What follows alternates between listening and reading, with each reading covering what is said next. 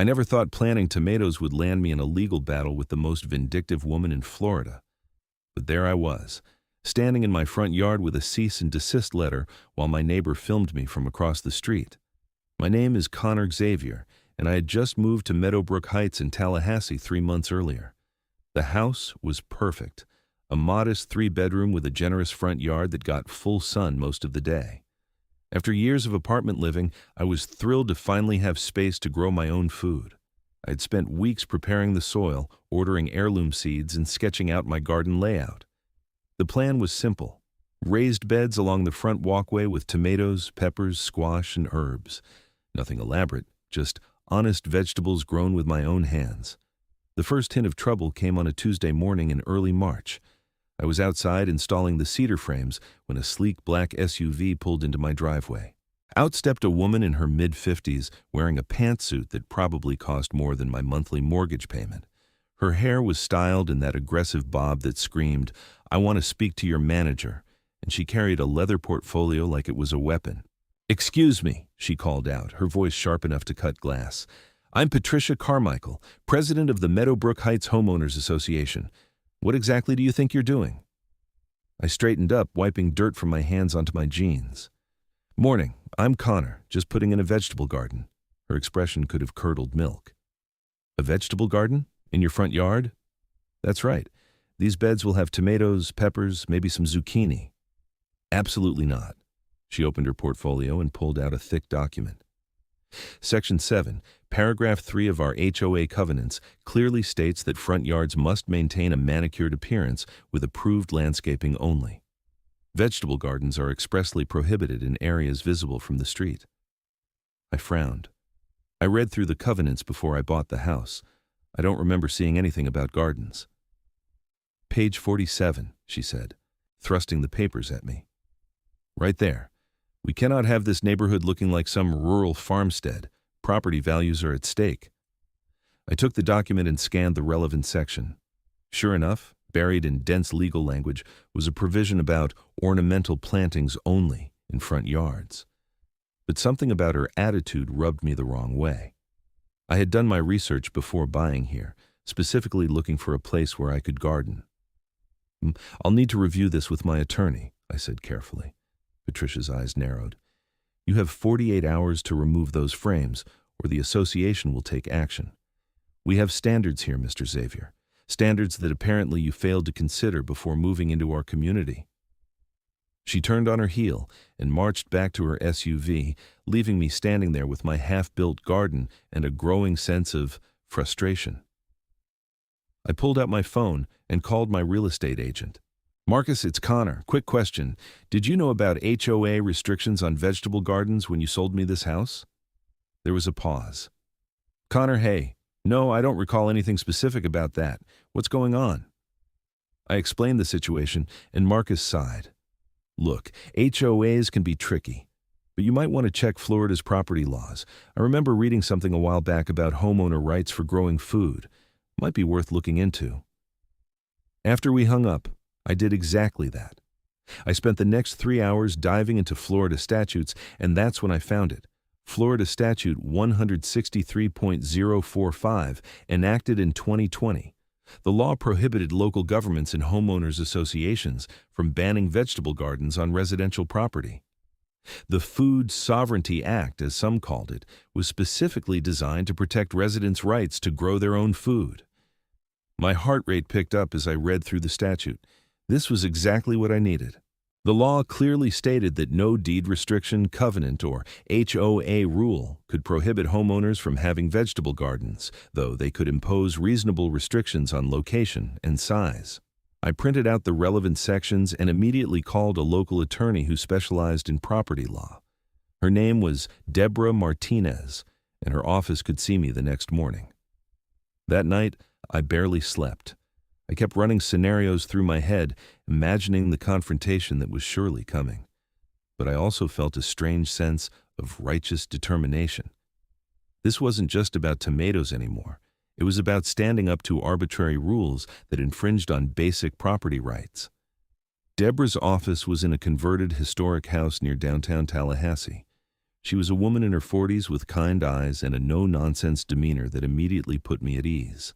"So you've got HOA trouble," she said, gesturing for me to sit. "Tell me everything." I walked her through the situation, showing her Patricia's cease and desist letter and the HOA covenants. Then, I showed her the Florida statute I had found. Deborah leaned back in her chair, a small smile playing at her lips. "Well, Mr. Xavier, you've done your homework. Florida Statute 163.045 is absolutely applicable here. The HOA cannot ban your vegetable garden." "So I can just ignore them?" "Not quite. The statute does allow for reasonable restrictions. For instance, they could require that your garden be in the backyard instead of the front or limit its size, but they cannot outright ban it." She paused, reviewing the documents. "The issue here is that their covenant explicitly prohibits vegetable gardens in front yards. That provision is now unenforceable under state law." "What do I do?" "First, you respond to their cease and desist with a letter citing the statute. I'll draft it for you. Make it clear that you're aware of your rights and that you intend to exercise them. Second, you continue with your garden plans. If they take enforcement action, we'll be ready to respond." Over the next hour, we crafted a detailed response letter. It was professional but firm, citing the specific statute and explaining that while I was willing to work with the HOA on reasonable aesthetic standards, I would not be removing my vegetable garden. Deborah emailed me the final version, and I sent it certified mail that same afternoon. The next few days were quiet. Too quiet. I continued working on my garden, installing drip irrigation and transplanting the seedlings I had started indoors. My tomato plants were already 6 inches tall, their leaves a vibrant green that promised a good harvest. The pepper seedlings were smaller but healthy, and I had direct sown some squash seeds that were just starting to sprout. My next-door neighbor, an elderly man named Harold, came over one evening while I was watering. "That's a nice setup you've got there," he said, leaning on his cane. "Used to have a garden myself, back before the HOA got so strict about everything." "You're not worried about it?" I asked, gesturing to the plants. Harold chuckled. "Son, I'm 83 years old. I stopped worrying about what Patricia Carmichael thinks about 2 decades ago. Besides, I think what you're doing is smart. Fresh vegetables, no pesticides. That's the way we used to do things. The HOA doesn't seem to agree." "Patricia doesn't agree with anything that wasn't her idea first. She's been running this neighborhood like her own little fiefdom for years. Most people are too scared to stand up to her." He looked at my plants thoughtfully. "But you know, there's a law now about gardens. Read about it in the paper." "That's what I'm counting on." "Good for you." He patted my shoulder. "If you need someone to testify or whatever, you let me know. I'm too old to care about rocking the boat." His support meant more than I expected. At least I wasn't completely alone in this fight. The hammer dropped on Friday. I came home from work to find a formal violation notice taped to my front door. The letter, printed on official HOA letterhead, informed me that I was in violation of community covenants and would be fined $100 per day until the violation was corrected. Additionally, I was required to appear before the HOA board at their next meeting in 2 weeks. I called Deborah immediately. "They can't actually enforce those fines," she assured me, "not for something that's protected under state law, but you should absolutely attend that meeting. It will give you a chance to state your case publicly." "Will you come with me?" "Absolutely. And bring copies of the statute. We're going to make sure everyone in that room understands the law." The 2 weeks crawled by. My garden continued to flourish despite the tension. The tomato plants were now over a foot tall, and I had added marigolds around the borders to help with pest control. The whole setup looked professional and well-maintained, nothing like the eyesore Patricia seemed to think it would be. Other neighbors started stopping by. Some were curious, others supportive. A woman named Sarah from 3 houses down confided that she had always wanted to garden, but was too afraid of the HOA. "You're brave," she said, admiring my pepper plants. "I hope you win this." "I'm not trying to be brave," I admitted. "I just want to grow my own food." Still, it matters. The night of the HOA meeting arrived with all the ominous weight of a storm rolling in. The meeting was held in the community clubhouse, a sterile room with fluorescent lights and uncomfortable folding chairs. About 30 residents were in attendance, far more than usual, according to Harold, who sat in the front row wearing a button-up shirt that might have been his Sunday best. Patricia sat at a table at the front with 4 other board members. She wore another severe pantsuit, this one in navy blue, and her expression could have frozen water. When I walked in with Deborah, her eyes tracked us like a hawk watching prey.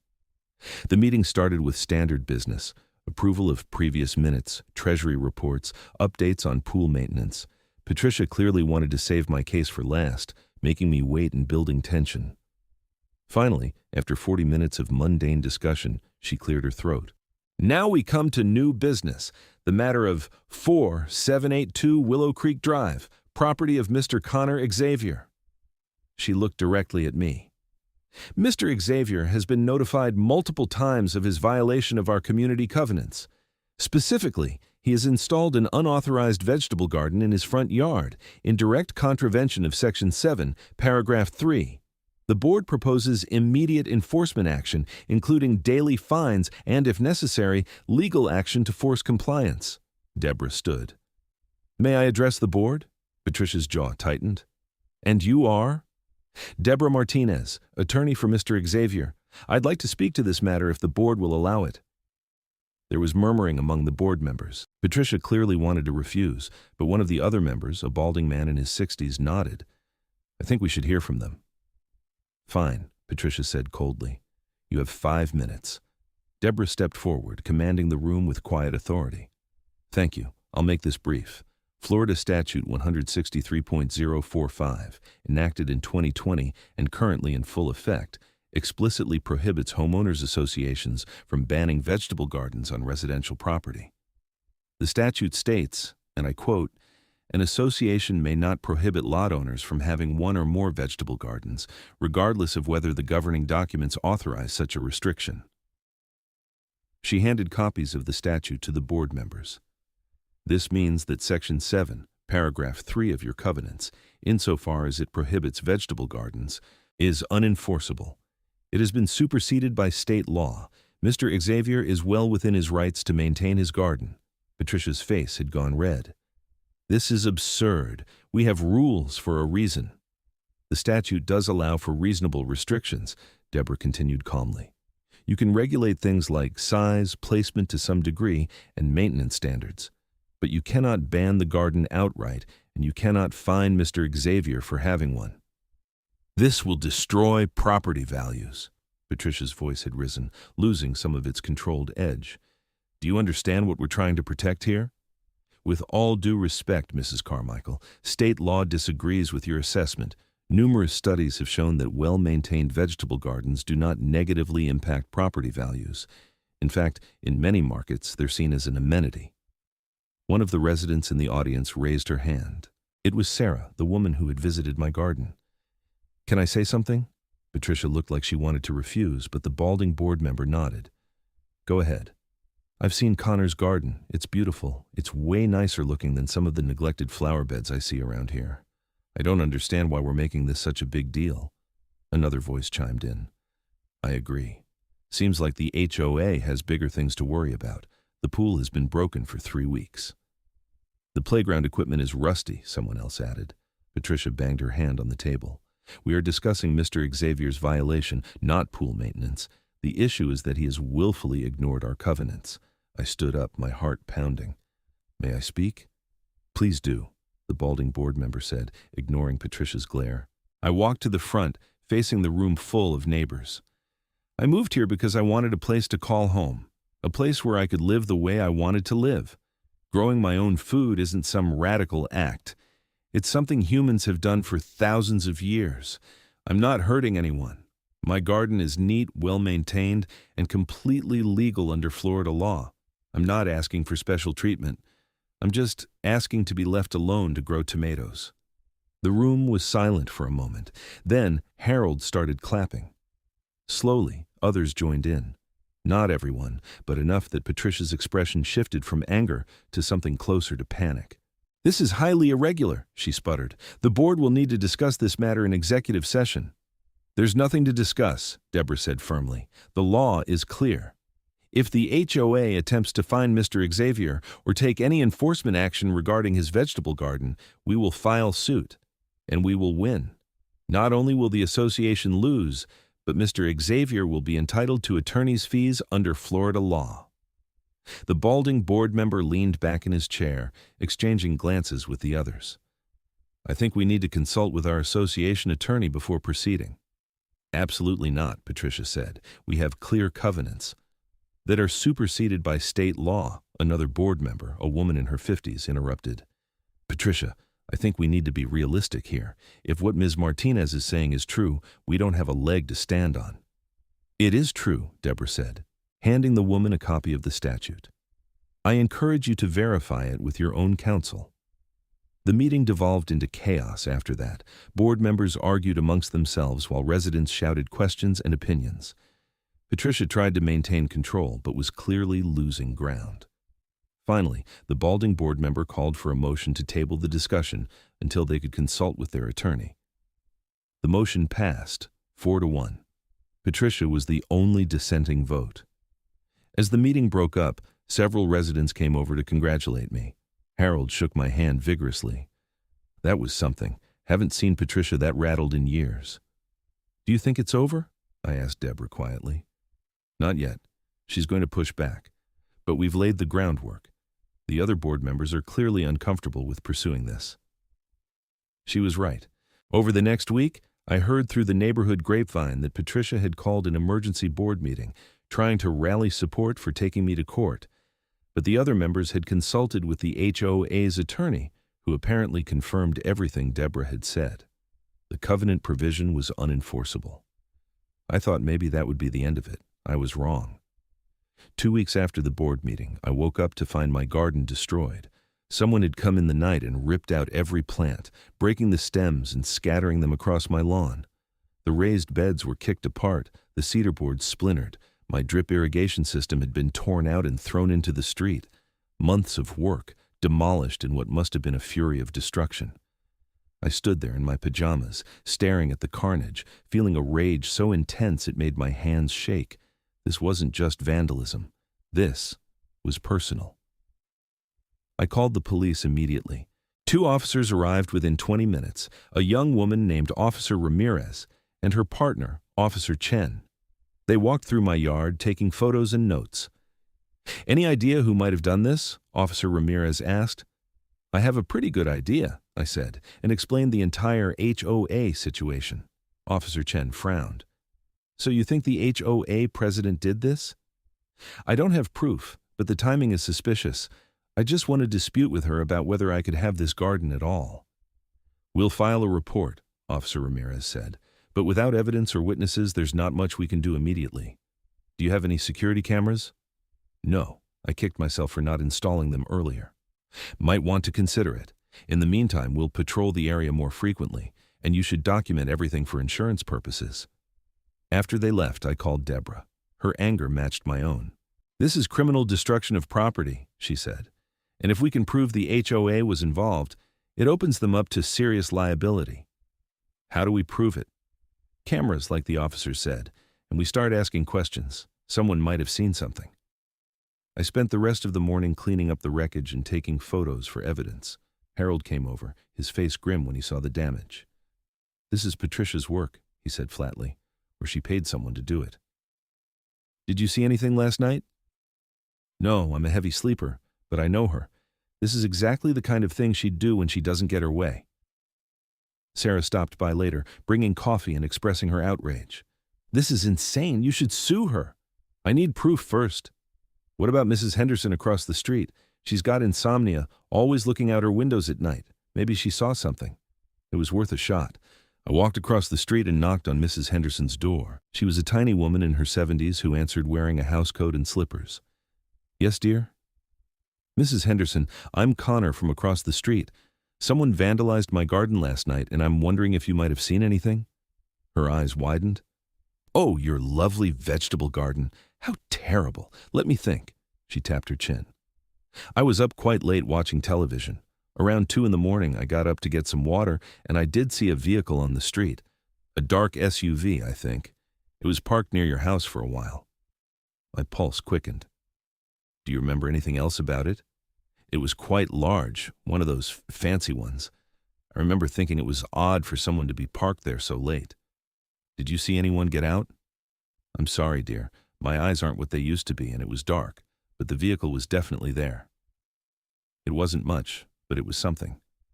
Patricia drove a black SUV. I thanked Mrs. Henderson and called Officer Ramirez to pass along the information. That afternoon, I went to a home improvement store and bought the best security camera system I could afford.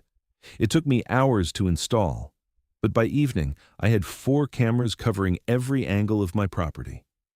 If anyone came near my yard again, I'd have it on video. Then I went back to the garden center and bought replacement plants. If Patricia thought she could scare me away, she was dead wrong. I spent the weekend rebuilding the beds and replanting everything. The new seedlings were younger and smaller than what I'd had, but they'd grow. And this time, they'd be protected. Word spread quickly through the neighborhood about the vandalism. The response was overwhelming. Neighbors I'd barely spoken to stopped by to express their support. Some brought plants from their own gardens, others offered to keep an eye out for suspicious activity. Even people who'd been neutral about my HOA battle seemed disgusted by the destruction. "This isn't what our community should be about," one older gentleman said, shaking his head as he looked at my replanted garden. The tide was turning, and I suspected Patricia could feel it. A week later, I received a letter from the HOA's attorney. It was a carefully worded statement acknowledging that Florida Statute 163.045 did indeed supersede the HOA's covenant regarding vegetable gardens.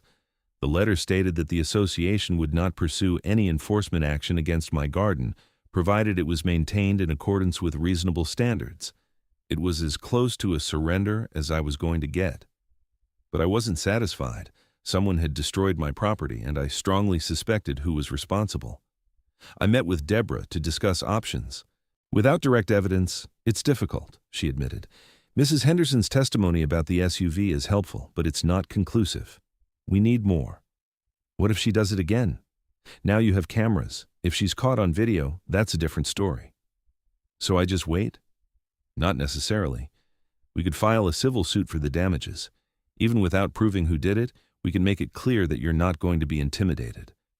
Sometimes that's enough to make someone back off." We filed the suit the following week, seeking damages for the destroyed plants, materials, and labor. The amount wasn't huge, maybe $1,500, but it was the principle. I wasn't going to let this slide. Patricia's response came in the form of a counter-complaint, alleging that I was harassing her and damaging the community's reputation. It was absurd, but it showed just how far she was willing to go. The situation escalated in ways I never anticipated.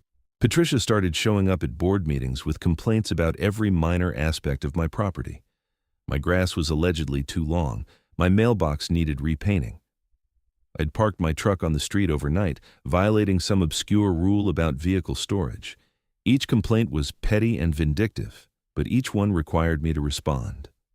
Other homeowners started experiencing similar treatment. Sarah told me that Patricia had sent her a violation notice about her window shutters being the wrong shade of white. Harold received a complaint about his holiday decorations being up 2 days past the allowable deadline. It seemed that Patricia was lashing out at anyone who had supported me. This proved to be Patricia's fatal mistake.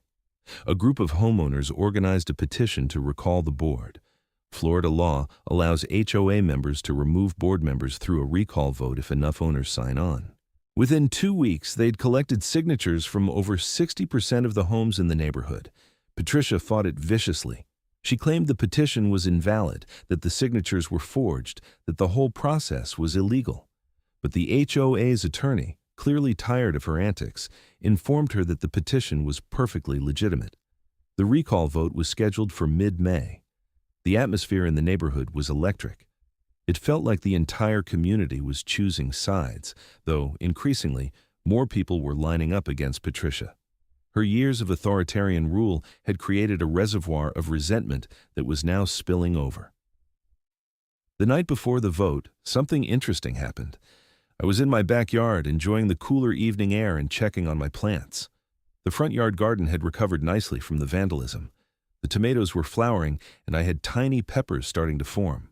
It was deeply satisfying to see life returning after the destruction. My phone rang. Unknown number. I almost didn't answer, but something made me pick up. Is this Connor Xavier? A woman's voice, older, uncertain. Yes, who's this? My name is Janet. I'm on the HOA board with Patricia. I don't know if you remember me from the meeting. I did, vaguely. She was one of the members who had voted to table the discussion about my garden. What can I do for you, Janet? I need to tell you something. About your garden, the one that was destroyed. She paused, and I could hear her breathing heavily. Patricia did it. I know she did because I overheard her bragging about it to another board member. She thought it was funny, teaching you a lesson. My grip tightened on the phone. Will you testify to that? That's why I'm calling. I'm done with her. I've been on this board for 8 years, and I've watched her bully people the entire time. But this crossed a line. Destroying someone's property? That's criminal. I'll testify. I'll make a statement to the police, whatever you need. Can you come by tomorrow morning, before the vote? Yes, I'll be there at 9. I immediately called Deborah and Officer Ramirez. This was the break we needed. Janet arrived the next morning looking nervous but determined. She was a woman in her early 60s with gray hair and kind eyes. Officer Ramirez came to take her statement, and Janet told everything she knew. It was about a week after the board meeting, Janet explained. Patricia was on the phone with Robert, another board member. I'd come to her house to drop off some paperwork. She didn't know I was at the door. I heard her laughing, saying something like, "Well, he won't be so smug now. See how he likes replanting everything." When I asked her what she meant, she got flustered and changed the subject. But I knew what she'd done. Why didn't you come forward sooner? Officer Ramirez asked. Janet's eyes filled with tears. I was scared. Patricia has a lot of power in this community, and I didn't want to be her next target. But when I saw all the violation notices she's been sending out, all the people she's been hurting, I realized I couldn't stay silent anymore. Officer Ramirez took detailed notes. This gives us probable cause to question Mrs. Carmichael more seriously. Combined with the witness who saw her vehicle, we have enough to pursue charges. What kind of charges? I asked. Criminal mischief in the first degree, given the damage amount. It's a felony in Florida if the damage exceeds $1,000. My jaw dropped. A felony? Property destruction is taken seriously. And if we can prove she did it as retaliation for you exercising your legal rights, that's another layer of problems for her. The recall vote was scheduled for 2 that afternoon. At 1:30, 2 police cruisers pulled up to Patricia's house. I watched from my window as officers knocked on her door. When she answered, there was a brief conversation, and then she was led out in handcuffs. The sight was surreal. Patricia Carmichael, the woman who had ruled Meadowbrook Heights with an iron fist for years, was being arrested for destroying my vegetable garden. The recall vote went forward as planned, though it felt almost anticlimactic given the day's events. Patricia was removed from the board by an overwhelming majority. Janet was elected as the new president, along with several other homeowners who promised a more reasonable approach to community governance. Patricia's legal troubles were just beginning. In addition to the criminal mischief charges, I proceeded with my civil suit. Deborah assured me we had an excellent case now that Janet had come forward. The criminal case moved through the system with surprising speed. Patricia initially tried to deny everything, but the evidence against her was substantial. Mrs. Henderson's testimony about the SUV, Janet's statement about overhearing the confession, and security footage I had obtained from another neighbor's camera that showed a vehicle matching Patricia's leaving the area around the time of the vandalism all piled up. Her attorney eventually negotiated a plea deal. Patricia pleaded guilty to criminal mischief in the 3rd degree, a misdemeanor, in exchange for paying full restitution, completing community service, and resigning permanently from any HOA board position. She also agreed to drop her countersuit against me. The civil case settled out of court. Patricia paid me $3,500, covering not just the damages, but also my attorney's fees and the costs of installing the security system. But the real victory was what happened to the neighborhood afterward. Under Janet's leadership, the HOA underwent a complete transformation. The board reviewed all the covenants and removed or amended the most restrictive and outdated provisions. They established a clear process for homeowners to appeal violations and created a committee to approve reasonable exceptions to rules. Most significantly, they embraced the idea of vegetable gardens. Janet created a neighborhood gardening club, and within months, a dozen homes had front or side yard gardens. The neighborhood didn't look like a farmstead, as Patricia had feared. Instead, it looked alive, vibrant, with pops of color from flowering tomato plants and the lush green of various vegetables. Sarah planted a small herb garden near her mailbox. Harold, despite his age, put in raised beds with lettuce and radishes. Even some of Patricia's former allies got in on the action, apparently having wanted to garden all along but being too afraid to defy her. The community pool finally got repaired. The playground equipment was replaced. The HOA, no longer spending its energy on petty enforcement actions, actually started maintaining and improving the common areas.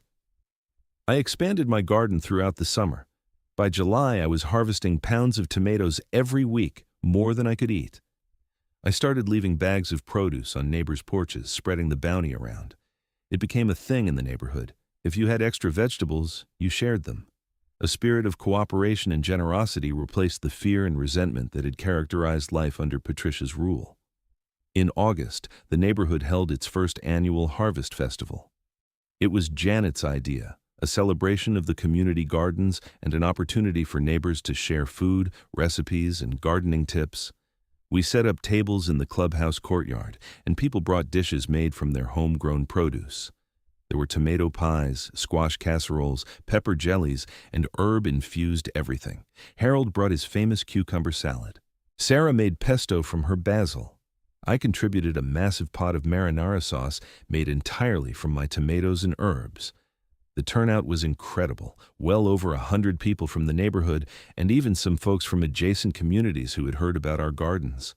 Standing there, watching neighbors laugh and share food and stories, I felt a profound sense of satisfaction. This was what community was supposed to be, not rigid rules enforced by petty tyrants, but people coming together over shared interests and mutual support. Janet gave a short speech, thanking everyone for their participation and remarking on how much the neighborhood had changed in just a few months. We've learned that sometimes standing up for what's right, even when it's difficult, can lead to something beautiful. Connor's courage in defending his right to garden started a chain reaction that's made all our lives better. So thank you, Connor, for not backing down. Everyone applauded, and I felt my face flush with embarrassment and pride. I hadn't set out to be some kind of neighborhood hero. I had just wanted to grow tomatoes, but in defending that simple right, I had apparently sparked something larger. As the evening wore on and the sun set over the neighborhood, casting everything in warm golden light, I thought about the journey that had brought me to this moment, the frustration of being told I couldn't garden, the anger at finding my plants destroyed, the determination to fight back, the support of neighbors who rallied to the cause, and finally, this transformation of an entire community. Patricia had moved away, I learned. After her arrest and the humiliation of the recall vote, she put her house on the market and relocated to another part of Tallahassee. I heard through the grapevine that she was living in a condo now, no HOA to run, no neighbors to control. Part of me felt a twinge of sympathy for her. She had built her identity around being in charge, and when that was taken away, she had nothing left. But then I remembered the smug cruelty in her voice when she first threatened me, the destruction of my garden, the fear she had instilled in so many people, and the sympathy faded. Some people saw the world as something to dominate and control. Others saw it as something to nurture and share. I preferred the latter approach, and apparently, so did most of my neighbors. My garden continued to thrive through the fall. The tomato plants, though past their peak, still produced fruit. The peppers did especially well in the cooler weather. I planted lettuce and spinach for a winter harvest, and I started planning next year's garden, dreaming of expanding into the side yard and maybe adding some fruit trees. One October afternoon, I was out front pruning my plants when a car pulled up. A young couple got out, looking at the house next to Harold's, which had just gone on the market. "Is this a good neighborhood?" the woman asked me. I smiled, looking around at the various gardens, the well-maintained common areas, and Harold waving from his porch. "Yeah," I said. "It really is. We've got a great community here. Very supportive, very welcoming." "We noticed all the gardens," the man said. That's actually what attracted us to this area. We love the idea of growing our own food. Is the HOA okay with that? More than okay, I assured him. The HOA actively encourages it. In fact, if you buy here, you should join the neighborhood gardening club. We have monthly meetings and do seed swaps in the spring. The couple exchanged excited glances. That sounds perfect. They ended up buying the house. By spring, they had installed raised beds and were growing enough vegetables to supply half the block. The neighborhood continued to evolve and grow in every sense of the word. Looking back, I often thought about what might have happened if I had just given in to Patricia's initial demands. If I had removed those cedar frames and planted some boring shrubs instead, keeping my head down and avoiding conflict. My life would certainly have been easier in the short term. No legal battles, no vandalism, no stress. But I also wouldn't have discovered the community that was possible when people stood up for their rights and their values. I wouldn't have gotten to know Harold or Sarah or Janet or the dozens of other neighbors who became friends through our shared love of gardening. I wouldn't have experienced the satisfaction of watching a neighborhood transform from a place of fear and control into a place of cooperation and growth.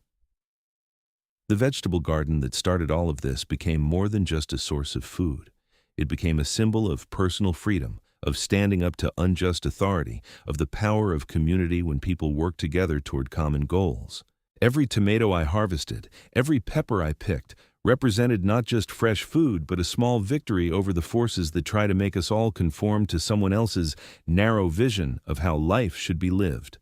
Florida Statute 163.045 might seem like an obscure bit of legal code, but it represented something profound. The recognition that people have a fundamental right to feed themselves and their families, and that no HOA board or local government should be able to take that away. I was grateful to live in a state that protected that right, and grateful that I had been stubborn enough to defend it. As Thanksgiving approached, I harvested the last of my fall crops and began preparing the beds for winter. The neighborhood gardening club was planning a potluck where everyone would bring dishes made from their homegrown produce. Janet was coordinating a seed catalog order for spring, pooling everyone's requests to get bulk discounts. Harold was teaching a class on composting. The community I had stumbled into through a property dispute had become something rich and meaningful.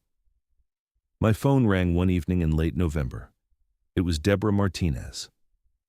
"Connor, I have some interesting news. I just got off the phone with a reporter from the Tallahassee Democrat. They want to do a story about your case and how it changed your neighborhood. Apparently, there have been similar disputes in other Florida communities, and your situation is being seen as a kind of test case. Are you interested in talking to them?" I thought about it. Part of me valued my privacy and didn't want the attention, but another part recognized that sharing the story might help other people in similar situations, other homeowners being bullied by overzealous HOAs who didn't know their rights. "Yeah," I said finally, "I'll talk to them."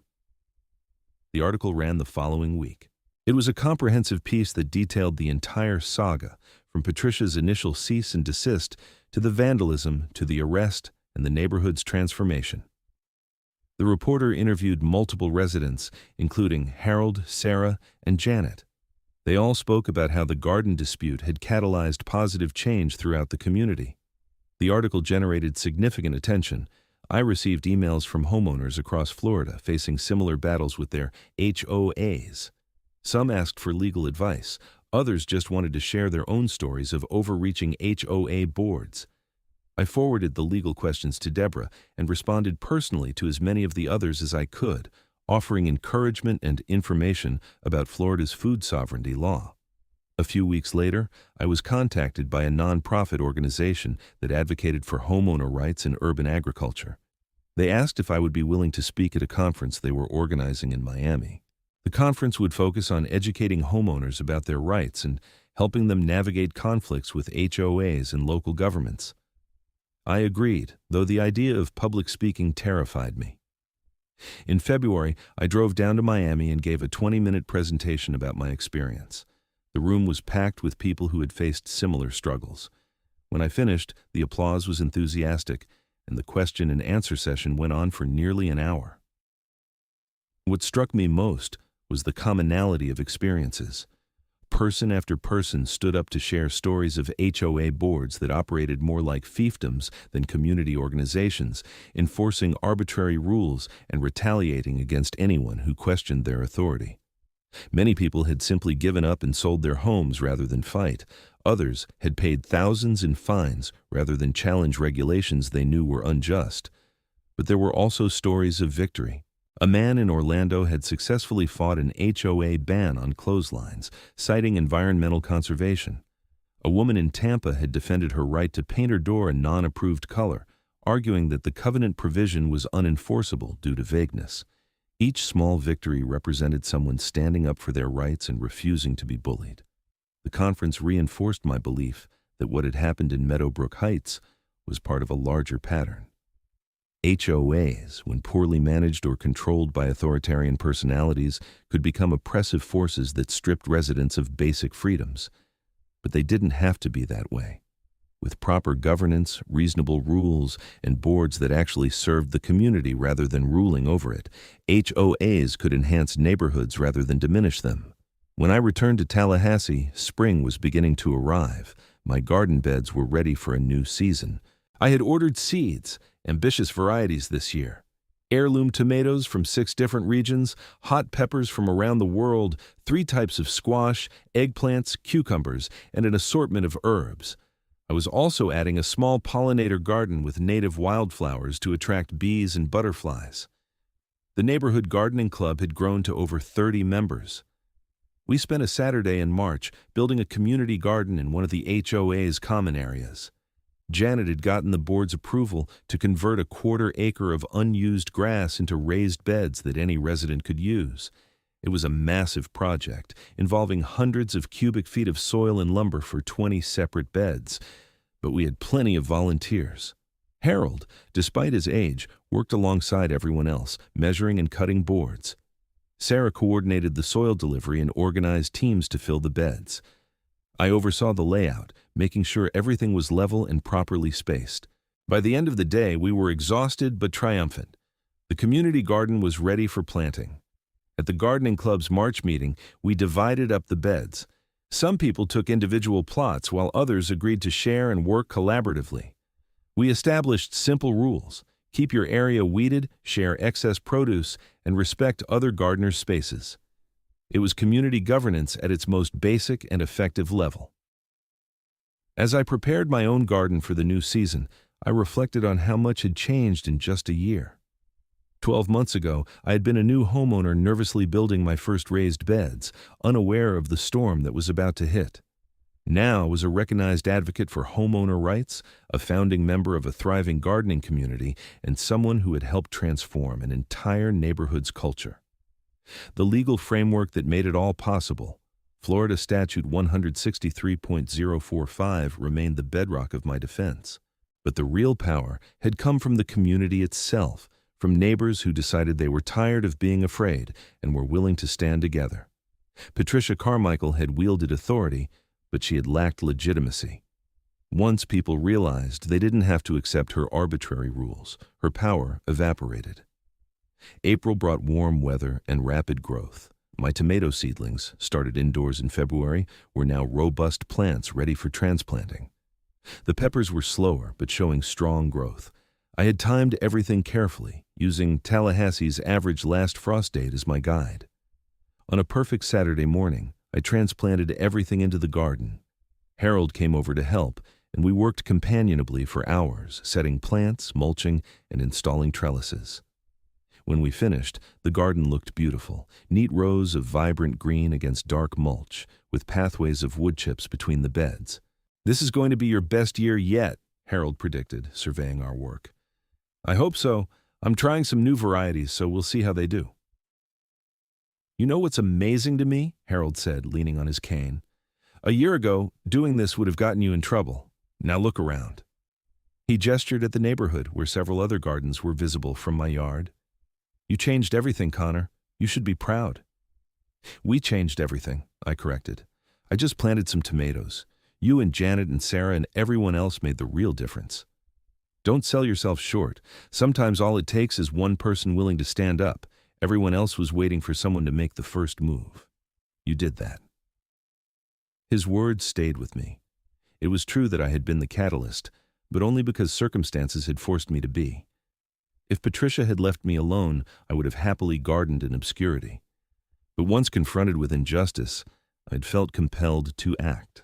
And in acting, I had discovered that I wasn't alone, that many others felt the same way but had been too intimidated to speak up. The summer of my second year in Meadowbrook Heights was glorious. My garden produced an abundance beyond anything I had imagined. The heirloom tomatoes were spectacular, each variety with its own unique flavor and character. The peppers thrived in the heat, producing enough that I started making hot sauce to preserve them. The squash, predictably, went crazy, and I spent weeks leaving zucchini on neighbors' porches in the dead of night, the time-honored tradition of gardeners with excess produce. The community garden flourished as well. Walking past it in the evenings, I would always see people tending their plots, chatting with neighbors, or just sitting on the benches we had installed, enjoying the peaceful space. Children played safely nearby while parents gardened, creating the kind of intergenerational community interaction that had become rare in modern suburban life. Janet organized a midsummer garden tour where participating residents opened their yards for neighbors to walk through and see what everyone was growing. Over 20 households participated, and it became a wonderful afternoon of inspiration and education. I saw container gardens on tiny patios, vertical gardens on fences, herb spirals, and elaborate permaculture designs. Each garden reflected its creator's personality and interests. In late July, I was featured in a local television news segment about urban agriculture. The reporter came to my house and filmed me harvesting tomatoes while I talked about the journey from HOA conflict to community transformation. The segment aired during the evening news, and I received dozens of messages from people I hadn't heard from in years, congratulating me and sharing their own gardening aspirations. August brought the second annual Harvest Festival, even bigger than the first year's. The neighborhood closed off a street and set up tables for the potluck. There was live music, children's activities, and a seed and plant swap. I estimated over 200 people attended, including residents from adjacent neighborhoods who had heard about our community and wanted to be part of something similar. Standing there with a plate of food, watching children play and neighbors laugh, I felt a profound sense of contentment. This was what I had wanted when I bought a house, not just property, but a place to belong, a community where people supported each other and shared common values. As fall approached and the garden began its seasonal decline, I started planning for the next year. I wanted to add fruit trees, maybe a few berry bushes. The neighborhood gardening club was discussing more ambitious projects, a food forest in one of the common areas, a tool-sharing library, workshops on food preservation. But I also recognized the need to preserve what we had built. The culture change in Meadowbrook Heights was real but potentially fragile. It required continued engagement and vigilance. HOA boards turned over, new residents moved in. The memory of Patricia's authoritarian rule could fade, and bad habits could creep back in. At a board meeting in October, I proposed creating a formal set of community gardening guidelines that would be incorporated into the HOA's governing documents. Not restrictions, but protections. A clear statement that vegetable gardens were welcomed and encouraged, that residents had the right to grow food on their property, subject only to basic maintenance standards, and that the HOA would actively support urban agriculture through education and shared resources. The proposal passed unanimously. Janet worked with Deborah Martinez to draft language that would ensure future boards couldn't simply undo what we had built. The revised covenants were presented to the membership in November and approved by a wide margin. With those protections in place, I felt confident that the changes we had made would endure. As December arrived and I put the garden to bed for winter, planting cover crops and mulching the beds, I thought about everything that had happened since that March morning when Patricia Carmichael had first pulled into my driveway. The conflict she initiated had been difficult and stressful, but it had also been transformative. I had learned that rights written in law books only matter if people are willing to defend them. That communities are strongest when they work together toward common goals. That standing up to bullies, while scary, is essential for justice. and that something as simple as growing vegetables could become a catalyst for profound social change. My phone rang. It was Deborah Martinez. "Connor, I have an update you might find interesting. Remember Patricia Carmichael?" Hard to forget. Well, she apparently tried to join the HOA board at her new condo complex. The other residents found out about what happened in Meadowbrook Heights and circulated the news articles. They voted her down overwhelmingly. She's filed a complaint claiming defamation, but it's going nowhere. Public records are public records. I felt a mixture of satisfaction and sadness. Patricia had apparently learned nothing from the experience. She was still trying to control and dominate, still seeing the world as something to rule over rather than participate in. Some people never changed. "Thanks for letting me know," I said. "There's more. I've been contacted by several other attorneys handling similar cases across Florida. Your case has become something of a precedent. When homeowners cite Florida Statute 163.045 in disputes with their HOAs, they're also citing Xavier versus Meadowbrook Heights HOA as an example of successful enforcement. You're making a real impact." That night, I sat in my backyard with a cup of tea, looking at my sleeping garden under the stars. The beds were covered with straw, resting and gathering strength for the next season. In a few months, I would plant again, continuing the cycle of growth and harvest. But it was more than just a garden now. It was a statement, a symbol, a small but meaningful act of resistance against forces that would limit our freedom. It was proof that individuals, armed with knowledge of their rights and the courage to defend them, could stand up to institutional power and win. And most importantly, it was a connection, the thread that had woven together a community of neighbors into something approaching a true neighborhood, where people knew each other's names, shared their abundance, and worked together to create the kind of place they wanted to live. As I finished my tea and headed inside, I looked forward to spring and the new season it would bring. More tomatoes to plant, more peppers to grow, more vegetables to share with neighbors. The cycle would continue, as it always had, as it always would, as long as people had the freedom to put seeds in soil and nurture them into life. That freedom had been challenged, but it had been defended and preserved. And in defending it, I discovered something more valuable than any harvest: the power of community, the importance of standing up for what's right, and the simple, profound satisfaction of growing your own food in your own yard, under your own terms, protected by law and supported by neighbors who had become friends. The garden would sleep through winter, but come spring, it would wake again, green and growing and full of promise. Just like the community that surrounded it,